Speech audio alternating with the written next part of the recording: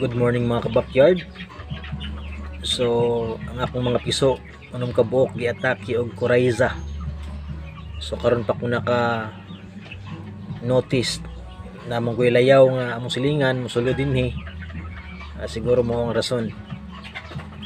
Ganiha luya kay sila pero karon medyo arang-arang na.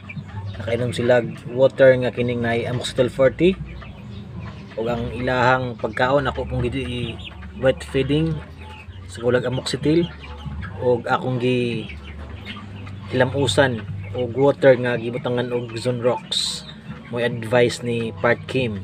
So unta mabalik ang ilahang pagka-iskir. Okay, nan update kung unsa man gani. God bless. Good morning mga kabakyard. So ang akong mga piso anong kabuok giatake og Coryza. So karon pa ko naka notice na mong layaw nga among silingan mosulod dinhi. Siguro mo ang rason. Ganiha luya kay sila pero karon medyo arang-arang na.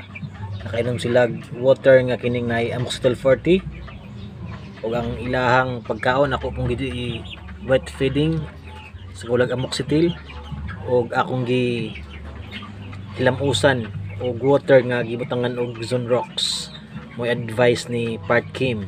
So unta mabalik ang ilahang pagka-iskir. Okay, nan update kung unsa man gani. God bless.